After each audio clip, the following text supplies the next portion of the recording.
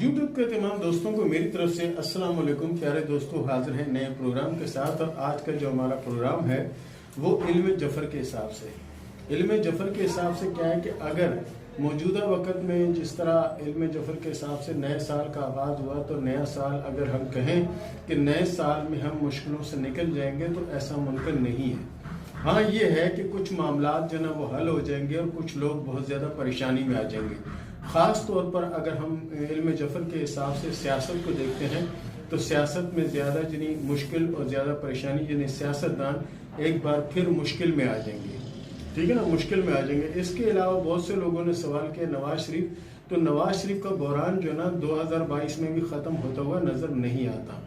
اور رہی بات اگر سیاست میں، اگر پاکستان پیپلز پارٹی کو اگر ہم دیکھتے ہیں علم جفر کی روشنی میں، تو آصفہ بھٹو زرداری جو ہے وہ کافی بہتر پوزیشن کی طرف نظر آتی ہے۔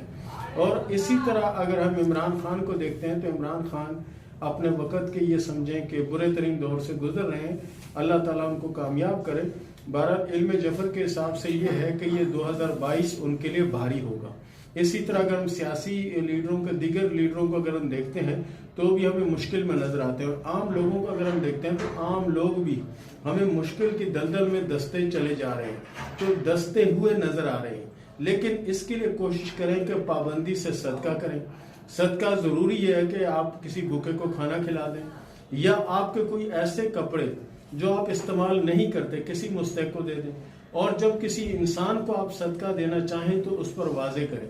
ہمارے یہاں پتہ ہوتا یہ ہے کہ ہمارے یہاں جب صدقہ دیا جاتا ہے، جن کے گھر میں روزانہ گوشت پکتا ہے انہی کو جا کے گوشت دیا جاتا ہے، تو ایسا نہیں ہوتا۔ صدقہ مستحق کا ہوتا ہے اور مستحق کو دیا جائے، کیونکہ یہ 2022 جو ہے نا یہ بھاری ہوگا، اس میں صدقہ ضرور کریں تاکہ آپ کی پریشانی اور آپ کی مشکلیں ختم ہوں۔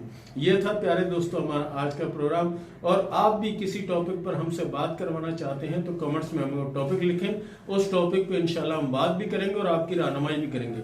اس کے ساتھ ہی اجازت دیں، ملتے ہیں اگلے پروگرام میں، تب تک کے لیے اللہ حافظ۔